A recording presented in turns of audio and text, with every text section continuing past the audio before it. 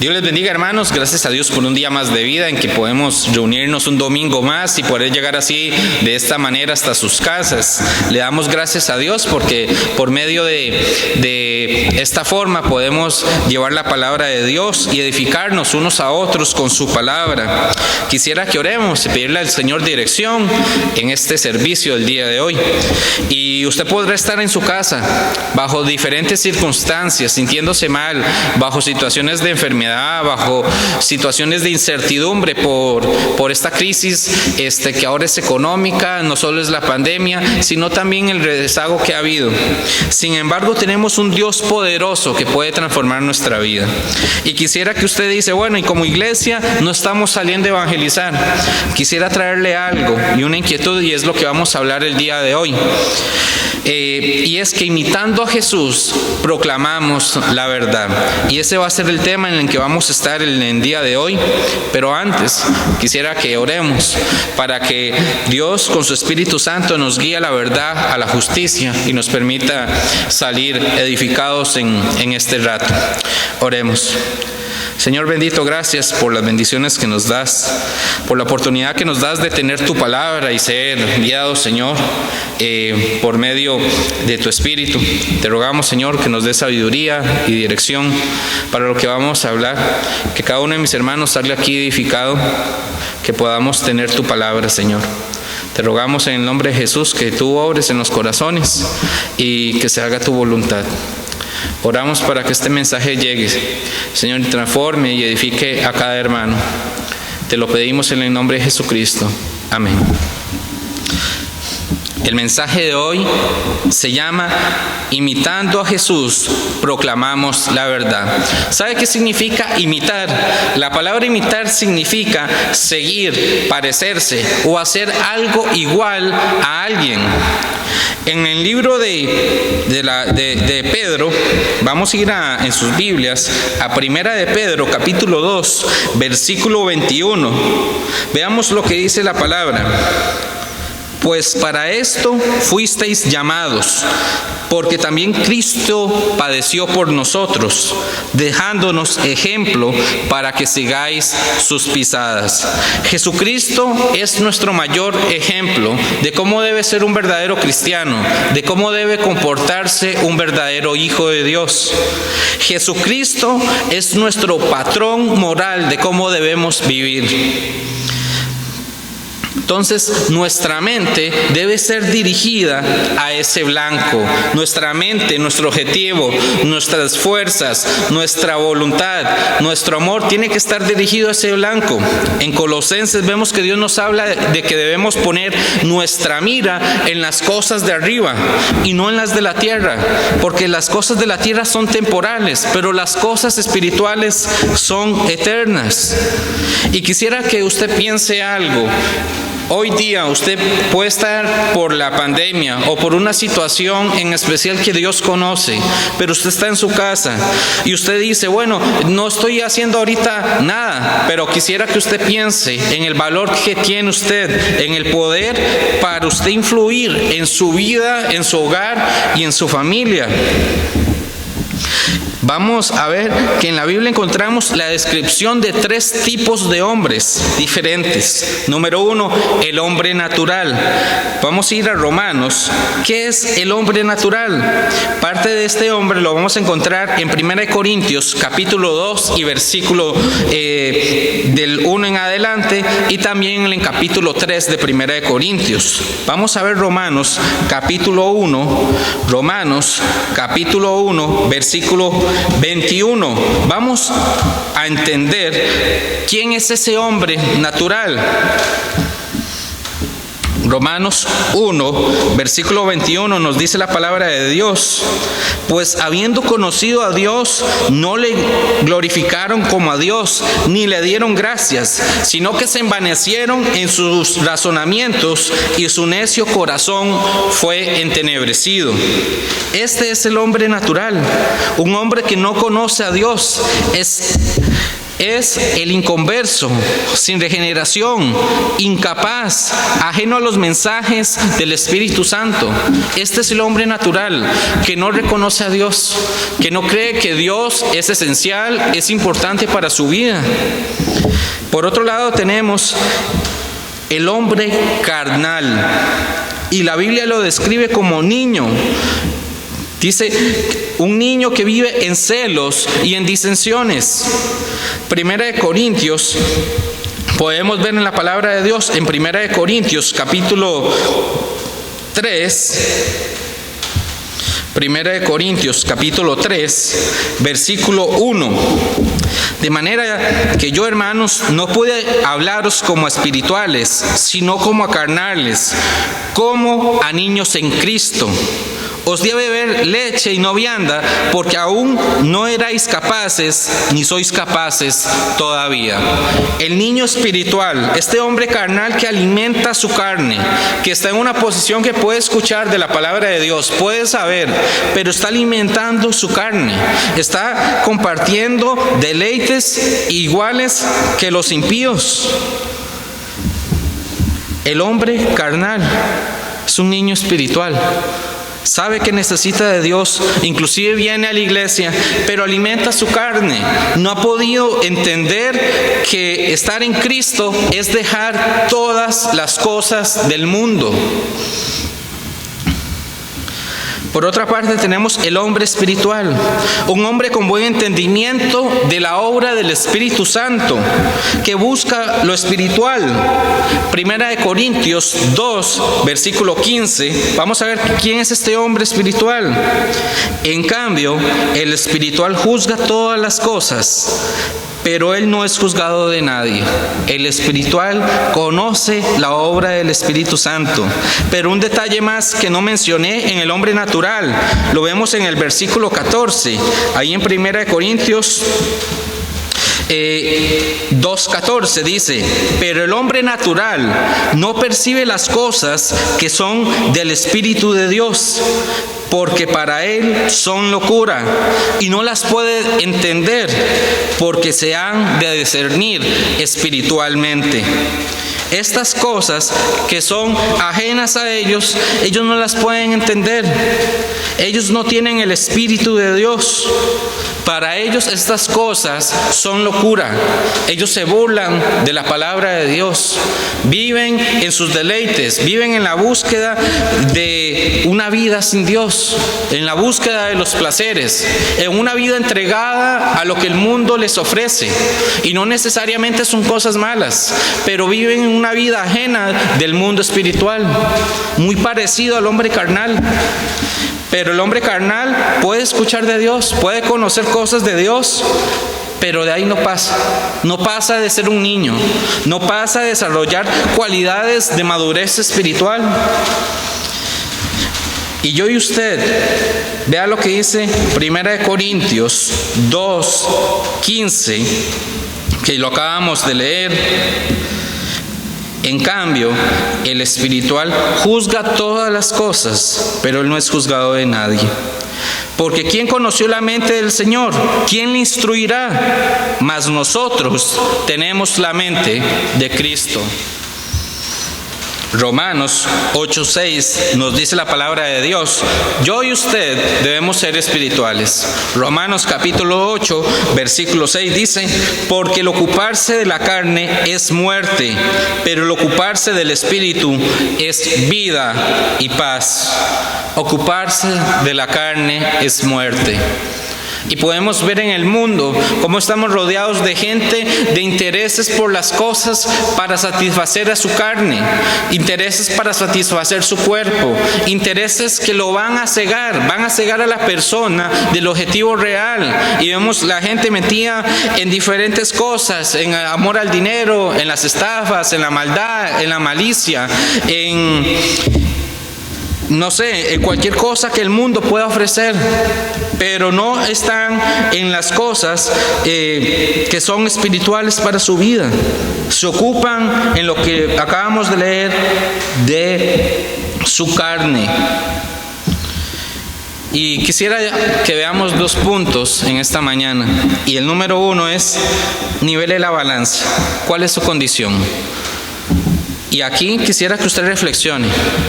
¿Usted es un hombre natural? ¿Es un hombre carnal? ¿Es un hombre espiritual? Si es carnal y natural, es una vida alejada de Dios, es una vida fría, es una vida donde estamos apartados por el pecado. Nivele la balanza entonces, analizando cuál es su condición. Vamos a buscar lo que dice Efesios 5:1. Dice: sed pues imitadores de Dios como hijos amados. Y decíamos al principio que imitar era seguir, parecerse, hacer algo o esforzarse haciendo algo para parecerse a alguien, para hacerlo como esa otra persona. Sed pues imitadores de Dios como hijos amados. Usted podrá decir: bueno, yo estoy ahorita en cuarentena, no estoy saliendo y no me estoy juntando con la gente mal hablada del trabajo, no estoy influenciado por las cosas de la calle, por las cosas que uno escucha en la calle, por los vicios, estoy lejos de los vicios del mundo. Usted podrá decir: estoy lejos del hombre ajeno, de la mujer ajena, y podrá estar en esa posición. Pero ¿cómo está su mente? ¿Cómo está su corazón ahorita que usted está en la casa? ¿Cómo está su mente? ¿Y cómo se limpia usted? ¿Cómo se limpia su corazón, sus pensamientos de toda aquella maldad que hay en el mundo, de la maldad que usted mismo puede maquinar en su corazón? Vea Filipenses 4:8. Dice la palabra de Dios: por demás, hermanos, todo lo que es verdadero, todo lo honesto, todo lo justo, todo lo puro, todo lo amable, todo lo que es de buen nombre, si hay virtud alguna, si algo digno de alabanza, en esto pensad. Lo que aprendisteis y recibisteis y oísteis y visteis en mí, esto haced, y el Dios de paz estará con vosotros. Piense en esto, en lo puro, en lo bueno, en lo que haya algo rescatable, en lo que nos da un buen proceder, en lo honesto, en lo que es de buen nombre, en las cosas buenas.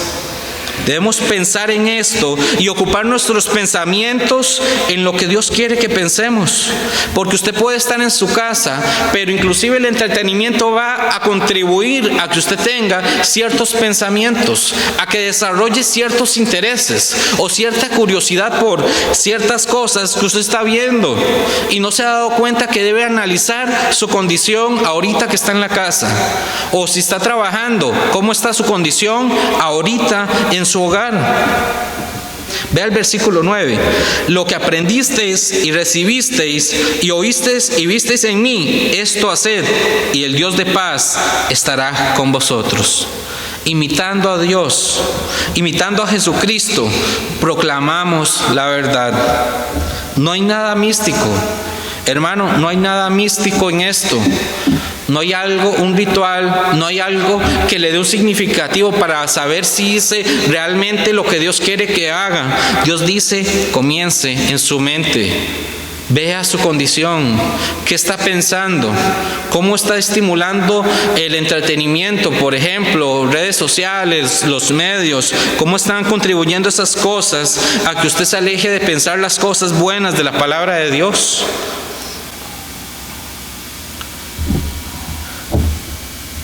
Nosotros debemos pensar lo que Dios nos ha dicho, en las cosas que hay virtud, en las cosas que son buenas. Salmo 119:9 dice la palabra de Dios: ¿con qué limpiará el joven su camino? Con guardar tu palabra. Con eso guardamos nuestra vida, la limpiamos.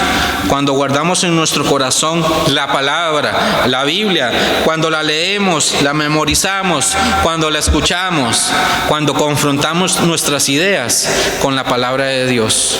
Cuando confrontamos esa realidad que es transformativa y la ponemos en práctica. Juan 14:23 dice la palabra de Dios: el que me ama, mi palabra guardará. El que me ama, mi palabra guardará.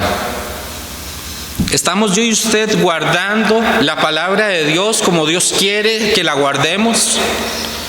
Somos luz, y quizá usted ha fallado, y quizá usted no ha sido luz en este mes, o en estos meses, o hoy que está escuchando este mensaje, pero yo le invito a que comience desde hoy a hacerlo. La Biblia nos dice en Hechos 4:12: y en ningún otro hay salvación, porque no hay otro nombre bajo el cielo dado a los hombres en que podamos ser salvos. En Hechos 4:12 podemos encontrar ese pasaje. Y nosotros debemos estar siendo luz. Hay tinieblas por la economía, hay tinieblas en el mundo porque no saben si ya va a haber una cura definitiva. Hay tinieblas en el mundo y en Costa Rica, como lo estamos viendo, por situaciones económicas, cómo ha ido colapsando, cómo han habido despidos, cómo ha habido aumentado el desempleo y la violencia de siempre. Pero en medio de esas cosas, así lo pasó el pueblo de Israel. Y quisiera que vea Éxodo capítulo 10, versículo 21. Vamos a ir a Éxodo capítulo 10, versículo 21. Vea lo que nos dice la palabra de Dios. Jehová dijo a Moisés, mostrando Dios el poder suyo por medio de las plagas, y ahora va a venir otra condición a la tierra de Egipto, y vea la que va a venir, que son las tinieblas. Éxodo 10:21 dice: Jehová dijo a Moisés, extiende tu mano hacia el cielo, para que haya tinieblas sobre la tierra de Egipto, tanto que cualquiera las palpe. Y extendió Moisés su mano hacia el cielo, y hubo densas tinieblas sobre toda la tierra de Egipto por 3 días. Ninguno vio a su prójimo, ni nadie se levantó de su lugar en 3 días. Mas todos los hijos de Israel tenían luz en sus habitaciones. Ve el contraste, hermano. Ve que vemos un pueblo que está bajo la esclavitud del pecado, bajo la resistencia de no ser libres, están bajo esclavitud. Su vida tiene un precio, ellos son una mercancía porque tienen que servir al faraón, al rey de Egipto. Y ellos, por medio de Moisés, Dios usa a Moisés para decirle a Faraón que deje liberar a su pueblo, y no quiere. Y llegan tinieblas a la tierra de Egipto, pero dice, el pueblo de Israel tenía luz en sus habitaciones, en su hogar. En medio de las tinieblas del mundo había luz. En medio de las tinieblas del vecino, del barrio, del país, de la provincia, usted puede tener luz, y su hogar puede ser el más feliz. Puede que no tenga trabajo, puede que esté en una situación económica difícil, puede que esté en alguna presión, la que Dios sepa que usted esté pasando, pero usted puede tener luz como el pueblo de Israel. ¿Saben? Egipto es un cuadro del mundo. Es un cuadro del mundo. Y el pueblo de Israel es el pueblo que Dios apartó. Era ese pueblo que servía, que estaba de esclavo a la nación de Egipto. Y Dios lo hizo libre de esa esclavitud. Dios nos hace libres del mundo, porque el mundo está en tinieblas. Y eso es lo que estamos pasando ahorita, que el mundo está en tinieblas. Pero en medio de su hogar, en medio de que usted diga, bueno, no estoy saliendo, no me está pasando nada, no me estoy contaminando del mundo, ¿cómo está su mente? ¿Cómo está su corazón? Ese es el punto número 1. Y Dios tiene un propósito para todo lo que está pasando en medio de un mundo de tinieblas. Vamos a ir a Primera de Pedro, capítulo 2, versículo 9. Primera de Pedro 2, 9 nos dice: mas vosotros sois linaje escogido, real sacerdocio, nación santa, pueblo adquirido por Dios, para que anunciéis las virtudes de aquel que os llamó de las tinieblas a su luz admirable. Dios nos llamó a nosotros de las tinieblas a la luz, a su luz verdadera, a la única luz que existe, que es Él. Nos llamó de las tinieblas a la luz y tiene un propósito. No solo es que usted sea santo, limpio, libre de las contaminaciones del mundo, sino dice, ¿para qué? Para que anunciéis las virtudes de aquel que os llamó de las tinieblas a su luz admirable. Para que anunciemos la verdad. Por eso, imitando a Jesucristo, nosotros proclamamos la verdad. No estamos saliendo a evangelizar quizá individualmente o como iglesia en conjunto, en grupos. Pero cuando usted es luz en su casa, va a pasar como el pueblo de Israel, que habían tinieblas alrededor, pero en sus habitaciones tenían luz. Proclamamos a Jesucristo cuando lo imitamos. Cuando nosotros anunciamos las virtudes de aquel que nos llamó de las tinieblas a su luz. Cada vez que usted se comunica con alguien, vamos a reflejar esa luz de Cristo. ¿Sabe qué significa virtud? Significa el recto modo de proceder, bondad, fuerza y poder. Porque dice, para que anunciéis las virtudes, para que anunciemos esa bondad de Dios que ha sido bueno con nosotros cuando no lo merecíamos. Que Dios fue bueno, que nos rescató de maldades, de vicios, de corazones sucios, contaminados por el odio y el pecado. Que nos llamó y nos sacó de esas tinieblas, de temores, de inseguridades. El Señor nos ha hecho libres de esa condenación, de la condenación de ir al infierno, de una vida alejado de Él. Y número 2, no permita que los efectos del pecado lo destruyan. Porque sabía, hay una batalla por su mente, hay una batalla por su corazón cada día que se libra desde los medios, redes sociales, televisión, internet, plataformas de entretenimiento. Se libra una batalla por su mente, y el Dios de este mundo, el Dios de este siglo, es Satanás, y no quiere que la palabra de Dios llegue a su vida, no quiere que la luz resplandezca, la luz del Evangelio resplandezca. Vea lo que dice Efesios 6:13, veamos lo que dice Efesios 6:13. Dice, por tanto, tomad toda la armadura de Dios. ¿Para qué? Para que podáis resistir en el día malo y habiendo acabado todo, estar firmes. Para poder resistir en el día malo. No sé qué día malo está pasando. No sé qué día malo está pasando usted. ¿Y qué día malo vamos a pasar? ¿O qué día malo voy a pasar yo pronto? ¿O estoy pasando? Pero Dios quiere que tomemos la armadura de Dios, que tomemos de su palabra y nos fortalezcamos en Él. No permita que los efectos del pecado lo destruyan. Hay una batalla por su mente. Somos asediados por las tentaciones y nuestros enemigos. Y quisiera recordarle que tenemos unos enemigos. Satanás, número 1, Satanás y los demonios. Primera de Pedro. Vamos a ir a Pedro. Vamos a ir a Primera de Pedro 5, versículo 8. Sed sobrios y velad. Porque vuestro adversario el diablo, como león rugiente, anda alrededor buscando a quien devorar. Este es un enemigo. Satanás no está en el infierno escondido. Satanás anda sobre la tierra, buscando a quien devorar. Número 2, el siguiente enemigo es la carne. Gálatas 5:17.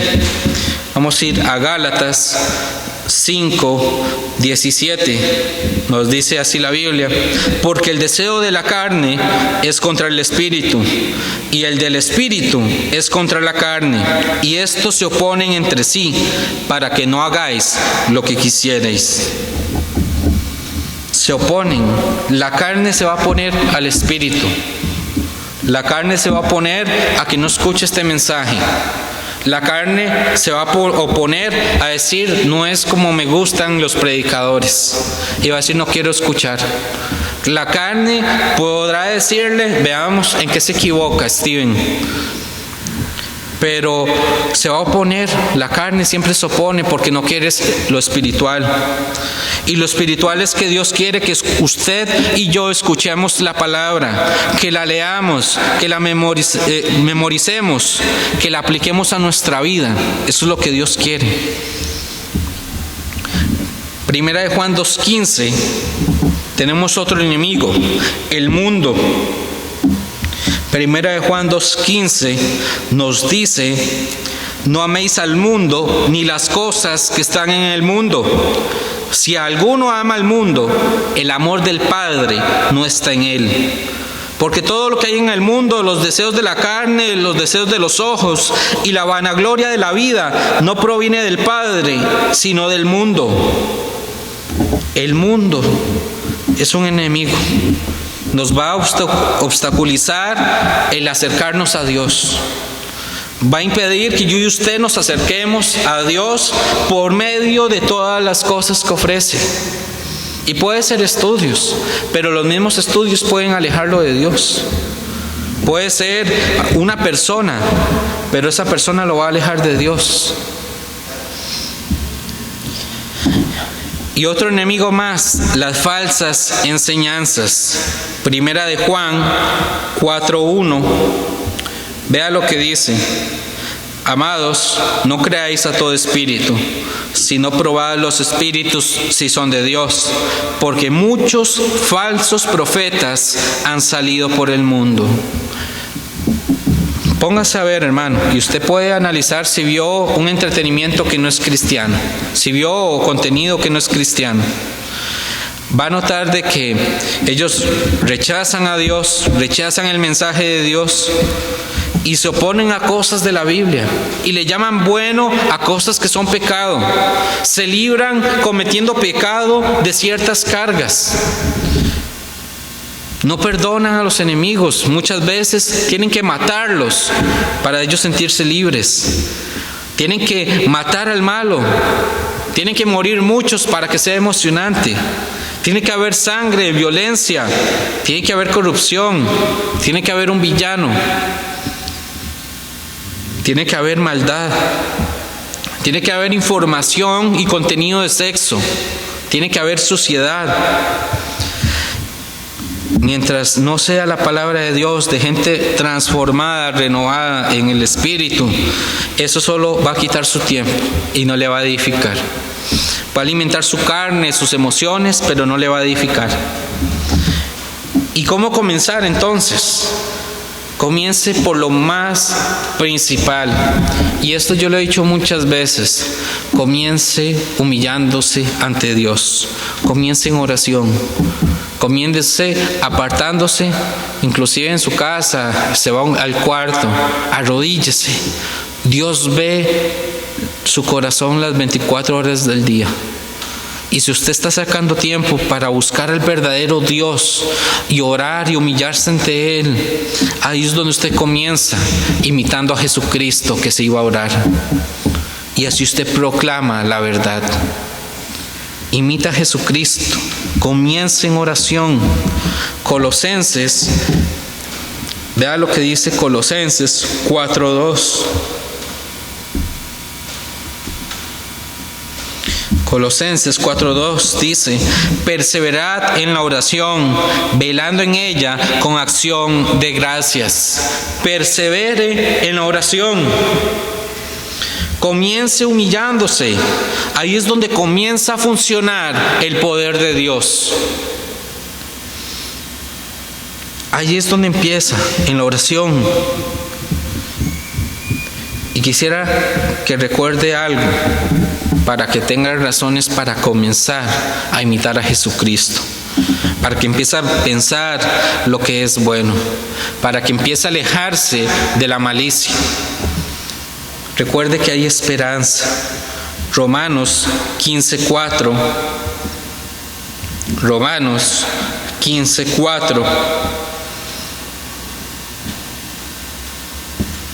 dice: porque las cosas que se escribieron antes para nuestra enseñanza se escribieron, a fin de que por la paciencia y la consolación de las Escrituras tengamos esperanza. Tengamos esperanza. No va a tener esperanza porque diga, de aquí a 2 meses se acaba la crisis y se restablece la economía. Y sin embargo, antes de esta crisis pandémica, ya había un rezago económico. Ya muchas empresas o el lugar donde yo trabajaba antes de que me suspendieran, ya habían tomado ellos una decisión de despedir a personal. Ya había una crisis, un rezago económico. Porque las cosas que se escribieron antes para nuestra enseñanza se escribieron, a fin de que por la paciencia y la consolación de las Escrituras tengamos esperanza. Por la consolación de las Escrituras. Se va a sentir desamparado, sin esperanza, si no ve la palabra de Dios. Es muy difícil buscar esperanza en cualquier cosa que no sea la palabra de Dios. Y la supuesta esperanza que hay del mundo, que dice la ciencia, que digan los expertos, es pasajera, es inestable, es insegura. Pero tenemos un Dios verdadero que nos da esperanza, que no debemos temer el mañana, que nos da la seguridad que va a estar con nosotros todos los días hasta el fin del mundo, aún hasta en la peor de las crisis. Él va a estar con nosotros. Y esta es nuestra esperanza, que tenemos un Dios vivo y no somos locos religiosos. Creemos en un Dios vivo, real, que transforma nuestras vidas. Persevere en la oración y recuerde que hay esperanza. ¿Por qué? Por las Escrituras, por la palabra de Dios, por la paciencia y la consolación de las Escrituras. Pero si no la lee, no va a recordar ni saber lo maravilloso que Dios ha puesto en su palabra. No va a conocer las promesas. No se rinda. Solo imitando a Jesús proclamamos la verdad. Vamos a orar. Padre bendito, gracias por esta mañana que nos has permitido estar llevando tu mensaje. Señor, te rogamos que nos permitas tener confianza, analizar nuestro corazón, ponernos a cuentas contigo, humillarnos, Señor, estar fortalecidos en ti, sostenernos en ti, Señor. Te pido que transformes a mis hermanos, que les ayudes a cambiar, que les ayudes a hacer luz en su hogar. Padre, y si no lo han hecho antes, que puedan comenzar. Que no tengan temor ni inseguridad, ni ese sentimiento de sentirse hipócrita, porque ahora sí va a cambiar. Más bien ayúdales a tener una mente renovada, transformada, y que caminen en la verdad de Jesucristo. Te pido, Señor, que se haga tu voluntad, y te rogamos para que tú obres en la vida de cada hermano y hermana. Padre, si hay alguien que no te conoce y escuchó este mensaje, te pido que pongas tu mano sobre él, Señor. Te pido que le ayudes a que él pueda conocerte, a que pueda ser salvo, a que pueda entender, Señor, que separado de ti nada puede hacer, que es un camino derecho al infierno, Señor, si estamos sin ti. Te pido, Señor, que se haga tu obra con el Espíritu Santo y que tú nos guíes en la verdad y a la justicia. Gracias, Dios, por tu palabra y las bendiciones. Oramos en el nombre de Jesús. Amén. Dios les bendiga, hermanos, y rogamos a Dios que usted siga caminando, imitando a Jesucristo. Nos vemos en el próximo servicio. Dios les bendiga.